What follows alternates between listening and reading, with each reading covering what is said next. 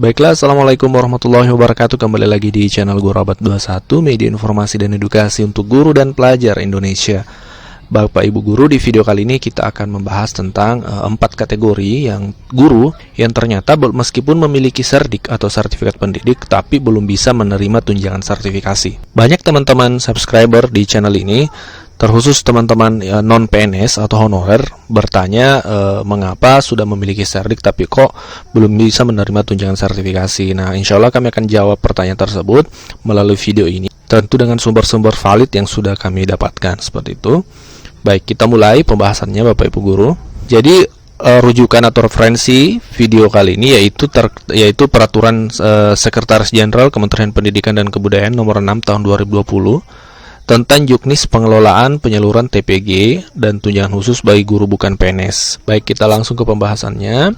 Jadi yang pertama adalah guru yang tidak memiliki SK Kepala Daerah atau SK Tetap Yayasan. Nah, di sini banyak teman-teman non-PNS yang mengeluhkan soal ini. Sudah lulus PPG dalam jabatan, sudah memiliki sertifikat pendidik, tapi terkendala di bagian ini, tidak memiliki SK Kepala Daerah atau SK Tetap Yayasan. Yang dimiliki hanya SK Kepala Sekolah, dan memang sesuai aturan sertifikasi itu harus SK-nya untuk mendapatkan TPG untuk non-PNS ini ya adalah SK Kepala Daerah, atau di swasta itu SK Tetap Yayasan. Hal tersebut tertuang dalam peraturan sekjen tadi. Di sini kriteria penerima tunjangan profesi di bagian 2 ini kami sudah tandai. Guru bukan PNS penerima TPG harus memenuhi kriteria sebagai berikut. Yang nomor 2 adalah bertugas pada satuan pendidikan yang diselenggarakan oleh Pemda atau masyarakat yang dibuktikan dengan SK pengangkatan oleh penjabat pembina kepegawaian ya. Pejabat pembina kepegawaian ini maksud di sini adalah kepala daerah ya, atau penyelenggara satuan pendidikan yang diselenggarakan oleh masyarakat sesuai dengan kewenangannya, atau biasa kita istilahkan dengan SK Yayasan, seperti itu. Jadi memang sesuai aturan Bapak Ibu harus menggunakan SK dari pejabat pembina kepegawaian atau dari yayasan, seperti itu.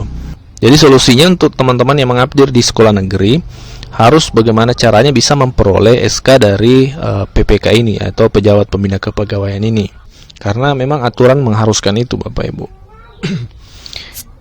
Baik, yang kedua adalah yang tidak bisa menerima tunjangan profesi meskipun memiliki serdik, yaitu guru yang bertugas di Satuan Pendidikan Kerjasama atau SPK. Nah, ini adalah peraturan baru di sejak tahun 2020 dengan adanya peraturan sekjen tadi. Salah satu poinnya adalah ini Bapak Ibu ya. Kita lihat langsung di pasal 6 dalam peraturan sekjen tadi itu, jelaskan bahwa tunjangan profesi diberikan kepada guru bukan PNS yang memenuhi kriteria penerima tunjangan profesi. Nah, di bagian B ini yang kami tandai, guru yang bertugas di satuan pendidikan. Ya, ini dikecualikan bagi. Nah, jadi pemberian tunjangan profesi sebagaimana dimaksud pada ayat 1 dikecualikan bagi. Ya, bagian B adalah guru yang bertugas di Satuan Pendidikan Kerjasama. Jadi inilah sehingga beberapa waktu terakhir ini sempat ada protes dari teman-teman guru di SPK terkait kebijakan ini. Nah, kalau kita lihat Bapak Ibu di slide ini, Satuan Pendidikan Kerjasama yang dibuat oleh Kementerian Pendidikan, ini data 2019, itu SPK se-Indonesia itu ada sekitar 501 sekolah. Ini tersebar di seluruh wilayah Indonesia. Untuk SD itu ada 202 SPK, SMP 177 dan SMA 122. Jadi cukup banyak teman-teman guru yang merasakan imbas dari peraturan sekjen tadi, yang tadinya menerima tunjangan sertifikasi, tiba-tiba ketika ada peraturan sekjen langsung tidak menerima tunjangan sertifikasi lagi. Nah, ini untuk solusinya supaya bisa mendapat tunjangan sertifikasi tentu ya kembali ke kementerian. Apakah ada revisi terkait peraturan ini atau seperti apa? Oke, baik, kita lanjut. Ya, untuk guru agama di sekolah naungan Kemdikbud dibayarkan melalui Kemenak. Jadi ini saya rasa sudah dipahami oleh mayoritas guru. Untuk guru agama di sekolah negeri baik SD, SMP, SMA itu tunjangannya dibayarkan oleh Kemenak ya, meskipun di bawah naungan Kemdikbud tapi dibayarkan oleh Kemenak, seperti itu. Nah, itu sudah diatur juga Bapak Ibu di pasal 6 peraturan tadi. Ini pemberian tunjangan profesi sebagaimana dimaksud pada ayat 1 dikecualikan bagi A. Guru pendidikan agama yang tunjangan profesi atau tunjangan profesi guru agama dibayarkan oleh Kemenak. Jadi sebenarnya ini tidak dihilangkan, hanya yang membayarkan saja yang pindah instansi seperti itu dari Kemdikbud ke Kemenak. Seperti itu Bapak Ibu.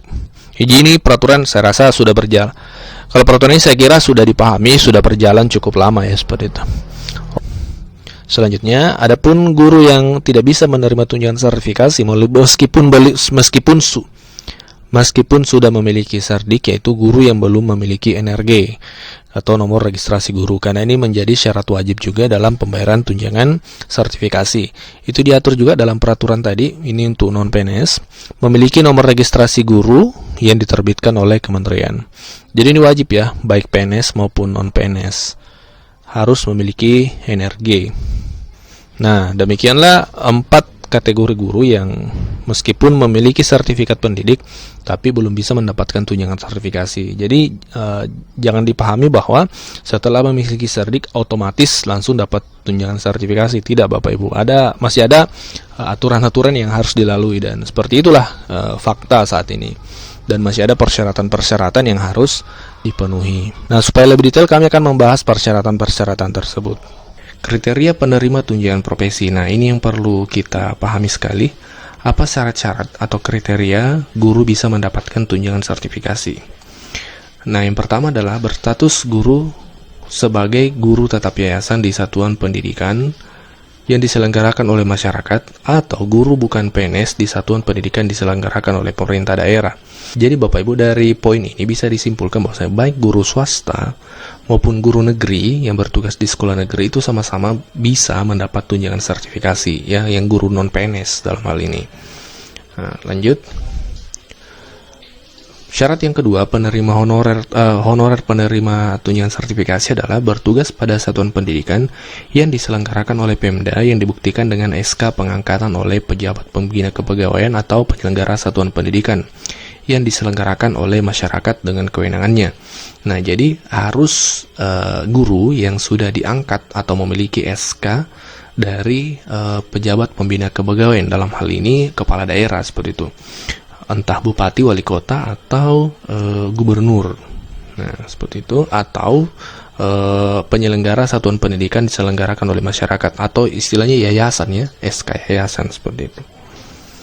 Kemudian syarat yang ketiga, guru honorer bisa mendapatkan tunjangan sertifikasi, yaitu aktif mengajar sebagai guru mata pelajaran atau guru kelas, atau aktif membimbing sebagai guru BK, guru TIK pada satuan pendidikan dengan peruntukan sertifikat pendidik yang dimiliki. Ya, kemudian yang keempat adalah memiliki 1 atau lebih sertifikat pendidik. Ya, ini syarat mutlak pastinya harus ada sertifikat pendidiknya. Kalau minimal 1 ya. Karena memang ada beberapa teman honorer itu yang serdiknya bahkan lebih dari 1 ya. Kemudian memiliki nomor registrasi guru yang diterbitkan oleh kementerian. Jadi harus ada NRG-nya, Bapak Ibu. Kemudian nomor 6, memenuhi beban kerja guru dengan ketentuan perundang-undangan, kecuali bagi jadi harus memenuhi beban kerja guru, terkecuali bagi guru yang ada 3 kategori guru di sini yang tidak wajib memenuhi beban kerja. Yang pertama adalah guru bukan PNS yang mengikuti program PKB dengan pola pendidikan diklat dengan ketentuan diklat di dalam atau luar negeri paling banyak 600 jam. Jadi teman-teman guru non PNS yang sudah memiliki Serdik ya dan memenuhi persyaratan-persyaratan tadi tetap bisa menerima tunjangan sertifikasi meskipun beban kerjanya tidak terpenuhi, karena misalnya di sini mengikuti pelatihan PKB ya yang paling banyak 600 jam. Kemudian guru bukan PNS yang mengikuti pertukaran guru. Jadi tentu karena ada pertukaran guru misalnya, tentu beban mengajar tidak terpenuhi di sekolah karena dia misalnya pertukaran ke sekolah lain. Atau guru yang bertugas di daerah khusus ini juga tidak dituntut untuk memenuhi beban kerja guru sesuai dengan peraturan perundang-undangan. Jadi 3 kategori guru ini tetap bisa mendapat tunjangan sertifikasi Bapak Ibu. Nah, selanjutnya syarat yang ketujuh adalah memiliki penilaian kerja paling rendah dengan sebutan baik. Kemudian mengajar di kelas sesuai dengan rasio guru dan siswa sesuai dengan ketentuan undang-undang. Tidak terikat sebagai tenaga tetap pada lembaga atau satuan pendidikan lain. Nah, ini adalah 9 syarat yang wajib dipenuhi atau sebagai kriteria seorang guru honorer bisa mendapatkan tunjangan sertifikasi Bapak Ibu ya. Nah, selanjutnya kita masuk ke besaran tunjangannya. Ini tentu sudah kita paham, tapi untuk yang belum paham, silakan simak video ini lebih lanjut. Tunjangan profesi bagi guru bukan PNS itu diberikan besarannya sebagai berikut. Yang pertama, bagi yang memiliki SKM passingnya atau penyetaraan diberikan setara gaji pokok PNS sesuai dengan yang tertera pada SKM passing atau penyetaraan. Nah, inilah istimewanya teman-teman guru yang sudah berhasil mendapatkan SKM passing, itu tunjangan sertifikasinya itu setara dengan gaji pokok PNS Bapak Ibu, meskipun statusnya adalah non PNS atau honorer. Itu salah satu keistimewaan dari SKM passing. Nah, untuk guru yang belum memiliki SKM passing itu besarannya 1.500.000 per bulan. 1.500.000 per bulan. Jadi kalau dibayar 3 bulan maka sekitar 4.500.000 Bapak Ibu. Kemudian besaran tunjangan profesi sebagai dimaksud pada angka 1 dikenakan pajak penghasilan ya, ini terkait pajak ya, ini umum, semua baik PNS pun dapat seperti ini. Nah, inilah poin-poin yang kami sampaikan. Yang pertama kami simpulkan, jadi Bapak Ibu yang kemarin banyak bertanya di kolom komentar bagaimana dengan tunjangan sertifikasi untuk guru honorer, apakah lanjut atau tidak. Jadi jawabannya kita bisa simpulkan akan tetap dilanjutkan Bapak Ibu ya, sesuai dengan 2 peraturan tadi yang kita jadikan referensi. Kemudian nah bagi Bapak Ibu yang ingin diskusi lebih lanjut, silahkan berkomentar, kita diskusi di kolom komentar. Kita jadikan channel ini sebagai media sharing untuk guru seluruh Indonesia. Baik, terima kasih sudah mampir ke channel ini, semoga channel ini bermanfaat. Kami komitmen untuk memberikan informasi yang anti-hoax, tentu dengan sumber-sumber yang valid dan jelas. Oke, terima kasih. Salam sukses untuk seluruh guru Indonesia. Wassalamualaikum warahmatullahi wabarakatuh.